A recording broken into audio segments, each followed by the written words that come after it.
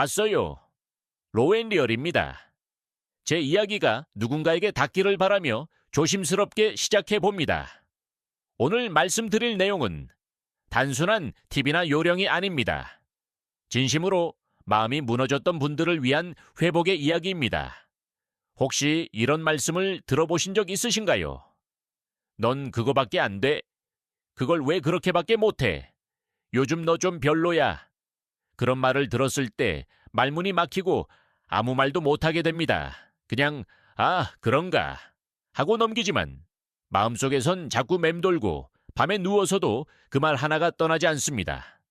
머릿속에서 자꾸 그 말이 리플레이 되죠. 그런데 정말 무서운 건요. 그 말이 사실이라서가 아니라 그 말이 나처럼 느껴질 때입니다. 나는 왜 이렇게 부족하지? 나는 왜 늘 뭔가 틀리는 사람 같지? 그렇게 자존감이 무너지기 시작합니다. 저도 참 많이 그랬습니다. 예전에 발표하다가 손이 떨려 종이를 떨어뜨리고 말이 자꾸 꼬이고 얼굴은 달아오르고 발표가 끝난 뒤엔 조용히 속삭였죠. 오늘도 망했구나. 그런데 지금은요. 누가 뭐라고 해도 제 마음의 중심이 흔들리지 않게 되었습니다.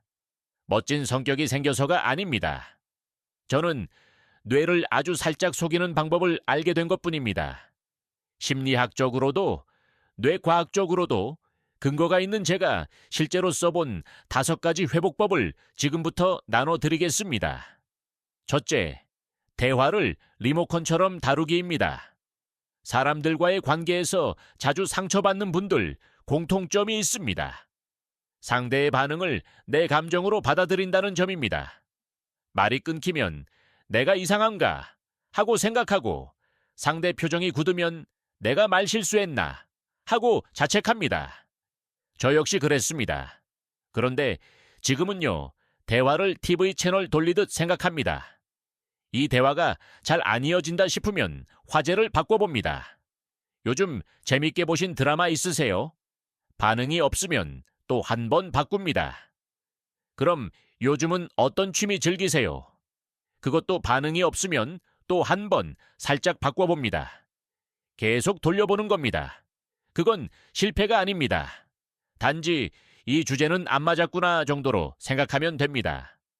그렇게 생각하니 대화가 더는 무섭지 않았습니다. 그리고 말에 대한 부담도 훨씬 줄었습니다. 상대방의 반응은 그 사람의 성향일 뿐입니다.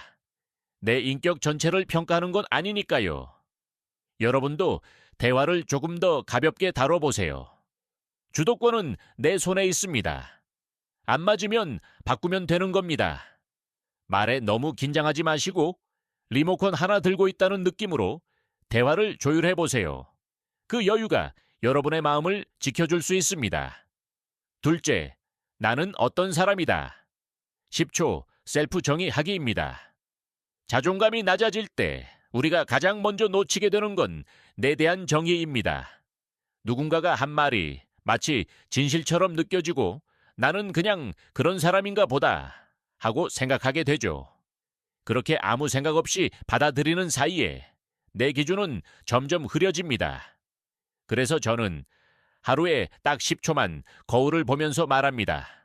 나는 실수해도 멈추지 않는 사람이다. 나는 천천히 가도 꾸준히 가는 사람이다. 나는 불안해도 계속 나아가는 사람이다.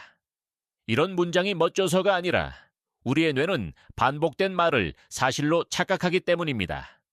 그러니 누군가가 나를 정의하게 두지 마세요. 내가 나를 정의해야 합니다.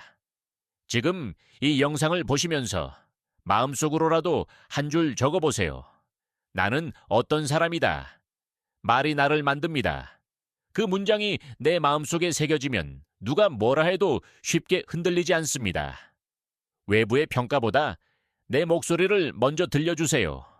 그게 바로 멘탈을 지키는 힘입니다.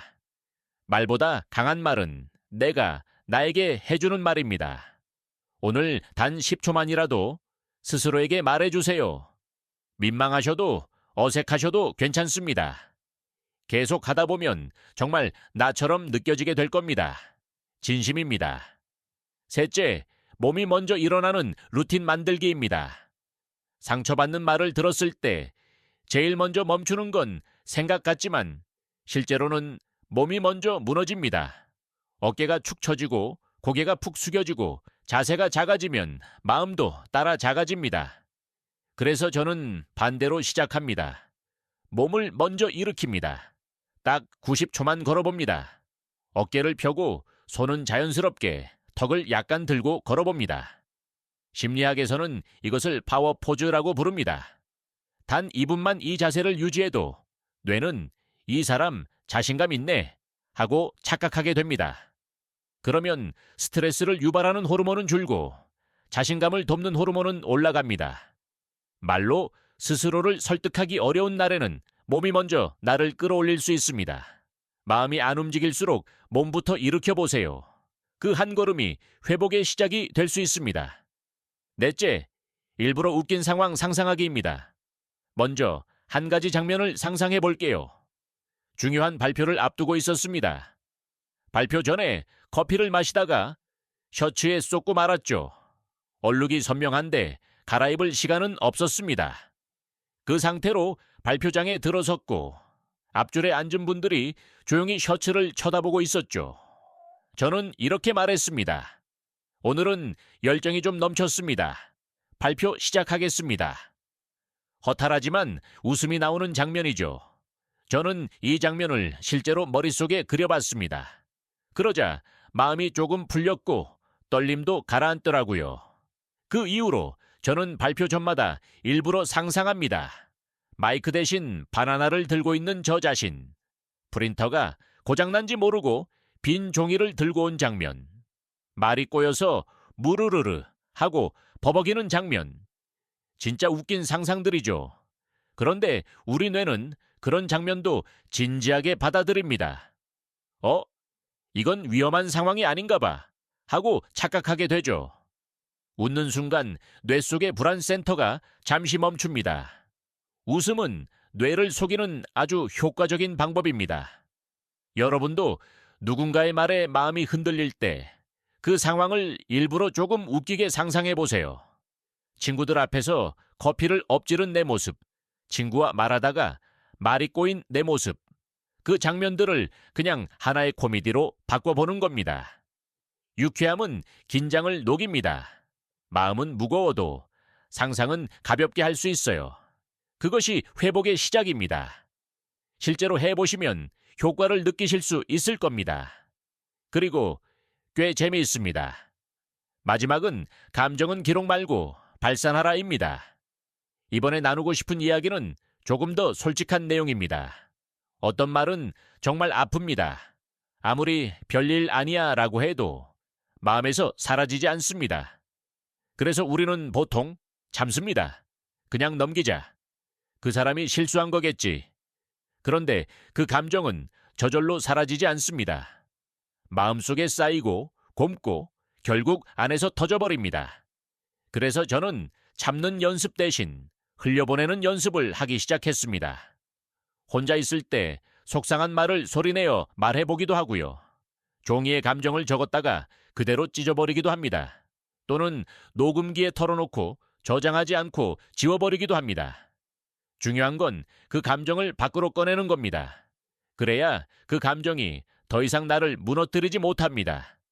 기록은 나중을 위한 정리지만 발산은 지금을 위한 회복입니다. 혹시 지금도 떠오르는 말이 있다면 그 말을 적고 찢어보세요. 소리 내어 말하고 흘려보내보세요. 감정은 눌러두는 것이 아니라 흘려보내는 겁니다. 오늘 말씀드린 5가지 방법 모두 기억하지 않으셔도 괜찮습니다. 다 실천하지 않으셔도 괜찮습니다. 오늘 하루 단 한 가지만 해보셔도 충분합니다. 마음이 무겁다면 웃긴 상상으로 잠시 가볍게 풀어보시고, 대화가 막힌다면 주제를 살짝 바꿔보시고 거울 앞에서 조용히 자신에게 말을 걸어보세요. 나는 괜찮은 사람이다. 그 말이 생각보다 큰 힘이 됩니다. 혹은 어깨를 펴고 잠시 산책을 하셔도 좋습니다. 혹은 종이에 마음을 써내려가고 찢어보셔도 됩니다. 그 하나의 행동이 무너졌던 마음을 다시 일으킬 수 있습니다. 그리고요, 조심스럽게 여쭤봅니다. 여러분은 어떤 말에 마음이 흔들리셨나요? 그리고 오늘 들으신 방법 중 어떤 것이 가장 마음에 닿으셨나요? 댓글로 나눠주시면 감사하겠습니다. 여러분의 한 줄이 누군가에겐 내일을 버틸 용기가 될 수도 있습니다. 저는 하나하나 마음 담아 읽고 답글 드리겠습니다. 우리는 혼자 싸우지 않아도 됩니다. 함께 나누고 함께 회복하면 됩니다. 오늘부터는 말에 무너지는 사람이 아니라 말 위에 다시 서는 사람이 되시길 바랍니다. 자존감은 말로 깎일 수 있지만 행동으로 다시 채워질 수 있습니다. 로앤리얼리였습니다. 함께 해주셔서 진심으로 감사합니다.